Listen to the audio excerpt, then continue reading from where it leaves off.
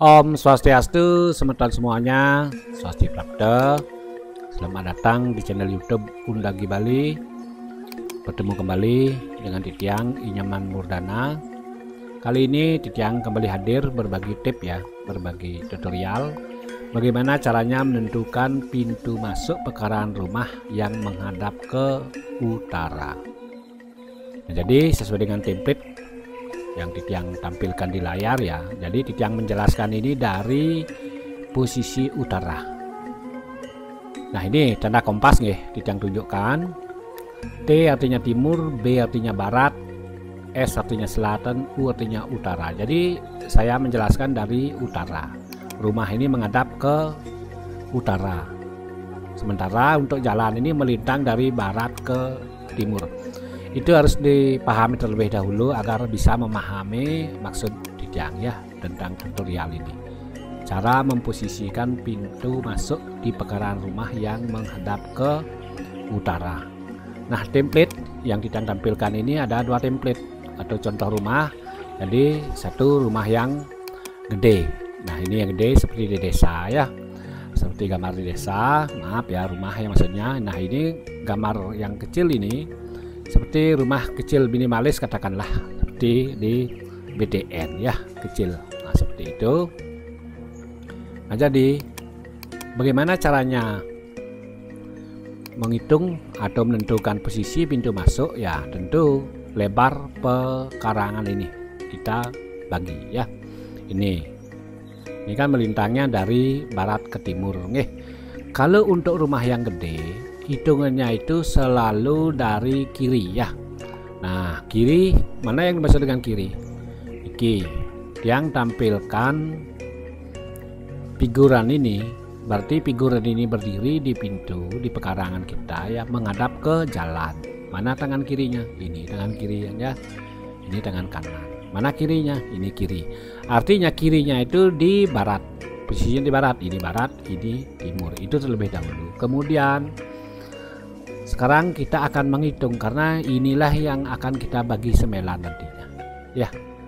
Oke, sekarang Titiang akan bagi dari ujung barat ya, berapa ini lebarnya, sampai ujung timur. Titiang akan mengukur.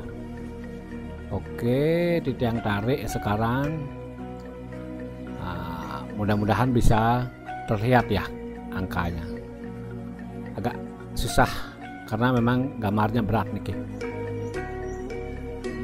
Nah, yang coba akan mengukur ini ternyata 19 meter. Terlihat nggak? Terlihat tapi tidak? Oke, ini angka 19 ya. Titiang akan zoom. Ini agak ada angka 19 ya. Jadi 19 meter inilah kita bagi 9 sekarang. 19 meter dibagi 9 itu dapatnya ini, dapatnya coba bersama-sama kita hitung ya,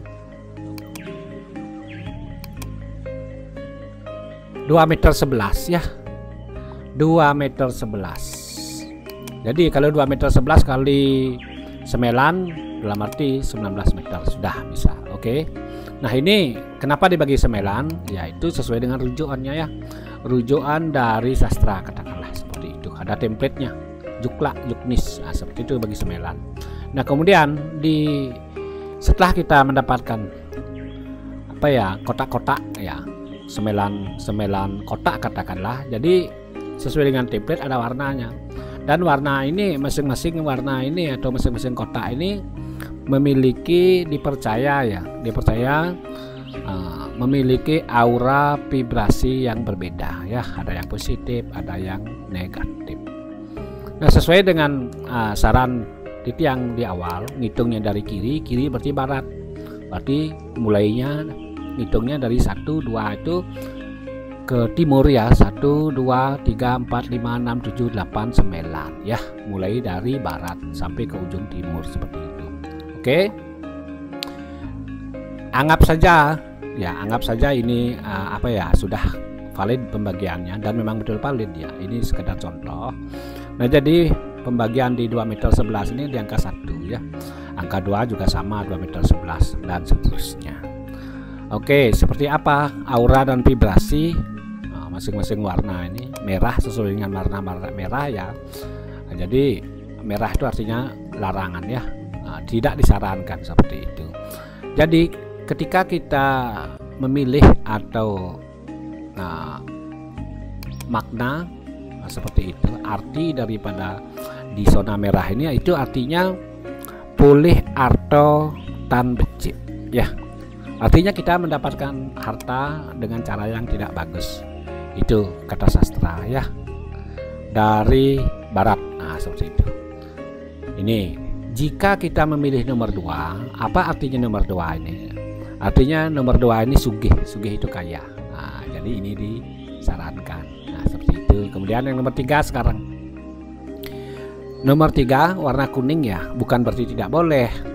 Ini ada pilihan ya. Warna kuning ini bukan hati-hati ya, medue sentano, artinya kita punya keturunan. Nah, seperti itu sastra mengatakan seperti itu ya. Kemudian yang nomor 4 itu pedalamin anak, artinya orang itu kasihan kepada kita. Nah gitu maksudnya. Oke. Kemudian nomor 5, ini nomor 5 yang sum. Nomor 5 itu sering mewah. Nah, jadi tidak disarankan. Sering susah artinya sering mewah ya.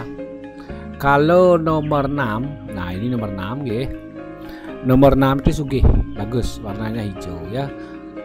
Nah, kemudian nomor 7 sugih saking rabi, ada anak. Ini yang sugih saking rabi artinya kita itu kaya dari istri, entah pastilah karena istri kita bekerja, mendapat pekerjaan yang baik, yang bagus, strategis seperti itu ya. Nomor 7. Kemudian nomor 8 mewah saking anak lian. Nah artinya nomor 8 ini mewah saking anak lian, itu artinya kita susah karena orang lain, penyebabnya adalah orang lain. Nah seperti itu, tidak disarankan. Oke.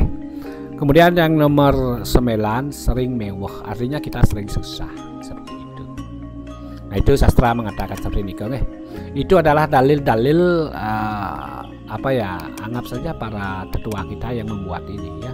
Tapi dalil yang Titiang pakai sekarang itu tidak terlalu apa ya, tidak terlalu susah dipahami, tapi Titiang lebih mengacu kepada logika dan estetika. Nah seperti itu. Logika apa itu? Logika adalah sesuai dengan kebutuhan kita secara logika, benar apa enggak.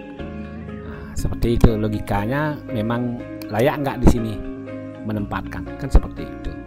Akses terutama. Kemudian estetikanya ketika kita tempatkan di sini seni enggak, kan begitu. Karena estetika itu adalah seni definisinya, oke. Seperti itu semeton, jadi disarankan kita memilih nomor 2. Nah, seperti itu. Jadi di sinilah posisinya. Pintu kita, angkul-angkul kita atau gerbang. Nah, pertanyaannya sekarang, bisakah kita memilih di sini? Bisa. 4 bisa, ya, 3 bisa, 2 bisa. Ini disarankan, silakan pilih.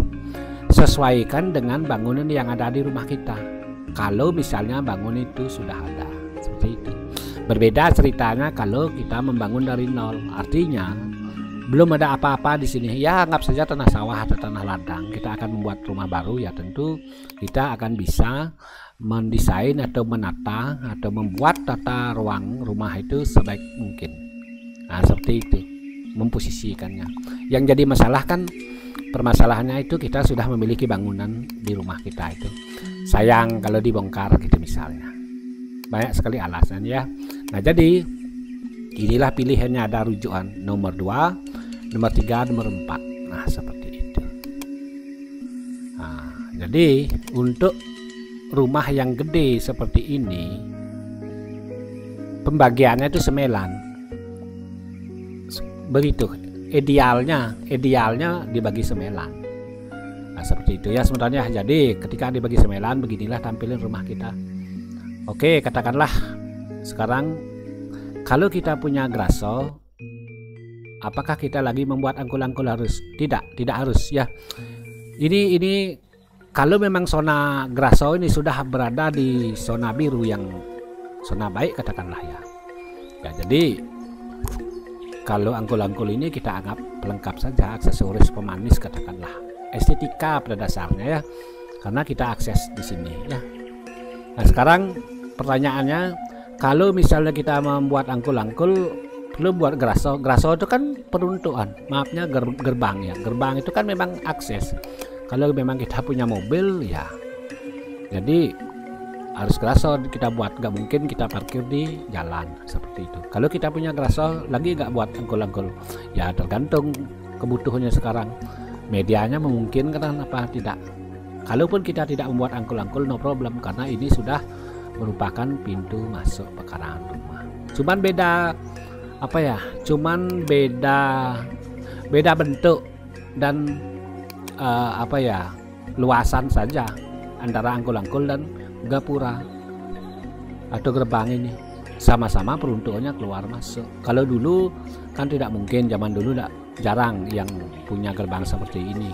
Karena apa? Karena zaman dulu tuh jarang, tidak ada mobil, bahkan yang ada paling apa ya, sampi, lampit, seperti itu, tengalo, tempe, ngiu, babi, seperti itu masuk ke rumah kita ya, seperti itu. Jadi mobil itu gak ada, sehingga graso atau apa ya, graso dan pintu gerbang ini tidak ada. Oleh karena kebutuhannya sudah seperti ini, kita punya mobil jadi harus buat graso, jadi tidak usah buat ini. Nah, itu yang tidak maksudkan ya. Kita main logika saja, jangan terlalu main yang apa, hal-hal yang terlalu abstrak, katakanlah, yang tidak kita ketahui. Yuk kita main logika dan estetika saja, seperti itu. Dalil-dalilnya pun jangan terlalu jauh mengambil dalil. Artinya kalau kita memilih ini, sepertinya kita akan sakit-sakitan atau tidak mempunyai anak atau susah, terlalu berat rasanya, berat rasanya untuk apa ya, mendefinisikan, membayangkan dalil-dalil itu. Nah, dalilnya ringan, logika dan estetika, seperti itu teman-teman. Nah, mudah-mudahan bisa dipahami. Untuk rumah yang menghadap ke utara, yang ideal itu nomor 2, nomor 3, nomor 4. Karena di sebelah sini peruntukan memang merajam di luar, biar gak diganggu. Idealnya seperti ini, silakan sesuaikan sesuai dengan kebutuhan masing-masing, seperti itu sebentar. Nah, yang kedua sekarang saya akan menjelaskan tentang rumah yang minim seperti BTN misalnya ya, biar sederhana saja, biar mudah dipahami. Anggap saja menentukan pintu masuk rumah kecil yang kurang dari 10 meter.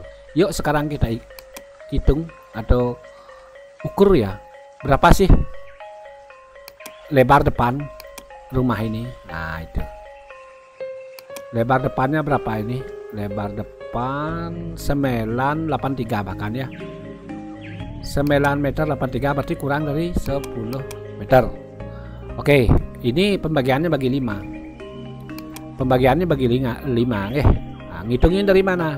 Hitung itu dari teben ke luar, dari hilir ke hulu. Nah, ini hulu, ini hilir, ini luar, ini teben.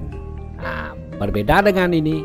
Kalau ini dari kiri ke kanan, itu rumusnya. Kalau rumah yang kecil dari teben ke luar atau dari kauh ke timur, ini kan hanya kebetulan saja. Kebetulan saja berposisi di selatan jalan, hitungnya sama dari barat. Nah, seperti itu kebetulan. Coba kalau rumah utara tidak bisa seperti itu ya. Nah, artinya rumusnya ini ngitung dari kiri ke kanan, berdiri di objek. Nah, seperti itu. Oke, sekarang kita ada berdiri atau tidak di sini, pokoknya hitungnya dari teben ke luar, satunya di teben ya. Oke, sekarang dibagi 5. Karena lebarnya tadi itu adalah 9 meter 83, kalau kita bagi mendapat berapa ya? 983 dibagi 5 itu mendapat 197, 1 meter 97. Oke, 197 kali 5 ya 893, benar. Nah, sekarang di kelima area atau kota ini tentu juga memiliki aura dan vibrasi yang berbeda-beda kalau sesuai dengan sastra ya. Ini sudah yang warnai ya. Ini artinya kerto, kerti, kalau, kali, sangsaro. Oke, nggih. Yang ulang nggih. Kerto, kerti, kalau, kali, sangsara. Nah, seperti itu. Nah, jadi karena kita menginginkan yang terbaik ya tentu kita memilih satu atau dua. Karena kita punya apa ya istilahnya peruntukannya adalah mobil di dalam masuk, ya tentu dua-duanya kita ambil.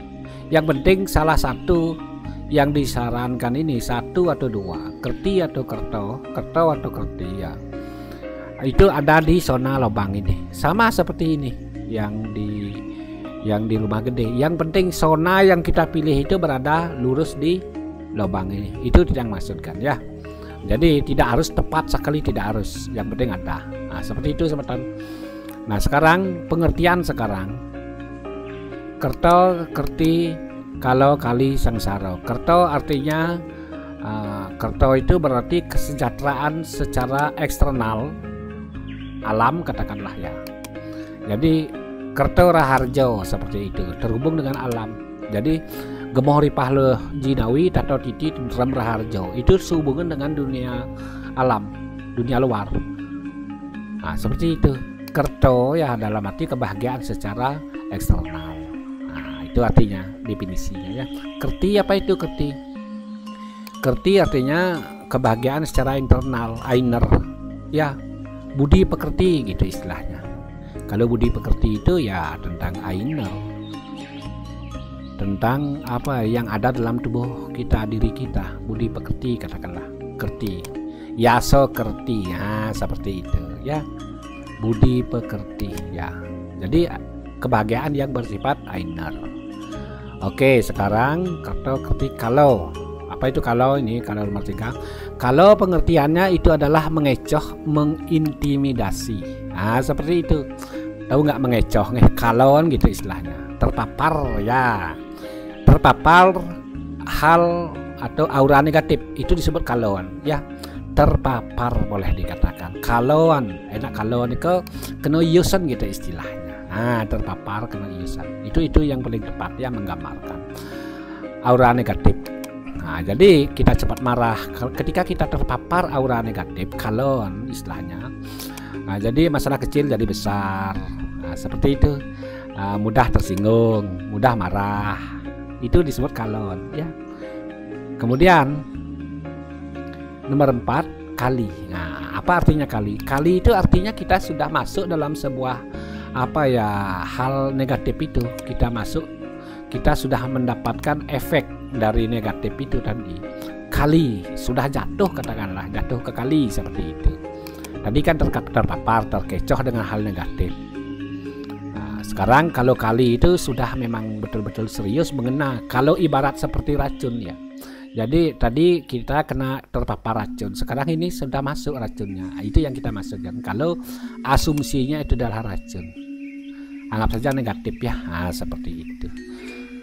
Itu pengertiannya. Kali itu artinya sudah terkena. Kita sudah memang serius. Nah, seperti itu. Sudah kena. Harus penanganan. Nah, seperti itu. Kalau ini bisa ditanggulangi. Nah, ini penanganan namanya ya. Nah, kemudian sangsara. Apa definisi daripada sangsara? Sangsara itu adalah susah yang bersifat permanen. Menahun, sakit menahun. Nah, itu sangsara. Ya, gelam timbanan gitu istilahnya. Atau miskin seumur hidup gitu misalnya, itu sangsara itu. Atau kita selalu mendapat hal-hal buruk berkepanjangan, gering katakanlah seperti itu. Jadi dalil-dalilnya seperti itu digambarkan oleh sastra. Seperti itu. Agar apa? Agar para semeton ini agak takut lah kan seperti itu. Tapi ada bagusnya juga. Tapi kalau kita asumsikan terlalu berat dalil-dalil itu ya. Karena apa? Karena ada istilahnya terlalu berat lah katakan dalil. Kalau dalil titiang itu adalah logika dan estetika. Oke, kita bicara sekarang kenapa kita pilih ini secara logika. Nah, jadi kita itu memang kebutuhannya mobil bentuk pada saat ini. Zaman dulu ini tidak ada. Rumah segini ini jarang banget. Kebanyakan rumahnya gede-gede kayak di desa ya. Di era sekarang kisaran dari tahun 80 katakanlah ini BTN itu baru berkembang, baru ada ya, mengingat dengan kebutuhan. dan mobil baru ada. Nah, seperti itu. Nah, kebutuhan sekarang agar kita gampang mudah membawa masuk mobil, artinya manuver itu bagus di sini. Ya tentu kita harus posisikan di sini di tebing ini. Kenapa di tebing ini? Karena logikanya nanti dangin-dangin ini kita akan membuat sanggah seperti ini. Nah, seperti itu logikanya, seperti itu. Secara estetika juga seni, kelihatannya gampil rumah kita ya. Masuk kita di sini, kemudian ke halaman, jadi di sini lebar. Nah, seperti itu dalilnya ya, logika dan estetika kebutuhan seperti itu semeton ya. Jadi kalau misalnya rumah yang kecil ini, yang pendek, yang 893 ini kita bagi 9, mungkin nggak kegedean, pembaginya kegedean. Nah, seperti itu yang tidak maksudkan, sehingga ada rumus ini. Kalau kali kerto-kerti sangsaro ini sudah disiapkan sebenarnya. Cuman relevannya bagi yang BTN ya, rumah kecil katakanlah. Nah, makanya kalau misalnya semeton yang punya BTN, katakanlah kebetulan BTN-nya di selatan jalan seperti ini menghadap ke utara, pasti kebanyakan daun-daun nih. Nah, di sisi barat kerasonya ya, dan kemudian di sini apa ya, untuk melejang. Nah, khusus semeton Hindu Bali ya, kebanyakan di sini. Kalaupun ada di sini ya mungkin jarang. Nah, seperti itu. Kalau misalnya ada BTN yang posisi rumahnya itu di utara menghadap ke selatan, posisinya pasti daun-daunnya juga. Karena danginnya logikanya untuk buat sanggah seperti itu. Selalu dia di tebing, okay? Dan ini selalu di luar. Begitu juga kalau rumah BTN menghadap ke, misalnya menghadap ke timur katakanlah, gerasonya pasti di laut, sanggahnya dajanan. Kalau misalnya rumah BTN itu menghadap ke barat, selalu di tebing gerasonya ya, sanggahnya dajanan. Nah, seperti itu ulu dan luan. Makanya perhitungannya itu adalah dari tebing hitungnya, tebing. Nah, seperti itu. Kalau ini dari kiwo ke tengan, artinya dari kiri ke kanan. Seperti itu semeton, semoga saja bisa dipahami. Nah, pada video sebelumnya Titiang sudah membagikan video tentang rumah yang menghadap ke selatan. Nah, di sini posisinya rumah yang menghadap ke pintu masuk, rumah menghadap ke selatan. Di sini posisinya, nggih. Nah, jadi Titiang tidak akan membahas hal itu lagi ya. Nah, di sini dia. Nah, seperti ini. Di sini Tiang juga membuatkan apa ya istilahnya, di sini rumah yang gede juga menghadap ke selatan dan juga rumah kecil menghadap ke selatan. Seperti itu semeton semuanya. Semoga saja bermanfaat. Jika semeton ingin menonton video atau kebetulan yang perlu dengan tatanan pintu masuk pekarangan rumah yang menghadap ke selatan, silakan tonton video Titiang yang sebelumnya, nggih. Pemekas Majang Ring Parawikan, ring sejeroning agamo dan juga bangunan Bali khususnya, nggih. Tetap Titiang ngelungsur pidekat-pidekat puarah-puarah ya, agar Titiang lebih bisa sempurna lagi, lebih baik lagi ketika menjalankan Swadharma sebagai undagi membangun katakanlah ya, karena bidang kerja Titiang nike membangun bangunan Bali dari nol sampai selesai, dari konsultasi ya, kemudian mendesain, menggambar seperti ini, dan juga mengaplikasikan, membangun langsung ya. Titiang dibantu oleh tim Undagi Bali dan juga tim CP Mulia Bali Style, bergerak di bidang dunia kontraktor ya, arsitektur ya, desain, perancang, kemudian perdagangan umum. Tim kami banyak ya. Dengan sungkan-sungkan hubungi Titiang Nyoman Murdana 081 337 436 246. Baik semeton, next nanti di video berikutnya Titiang akan juga memberikan penjelasan tutorial tentang bagaimana caranya menentukan pintu masuk pekarangan rumah pada rumah menghadap ke timur dan ke barat. Sekali lagi terima kasih atas uraiannya nih. Titiang sinap dengan Pramo Santi Om, Santi Santi Santi Om.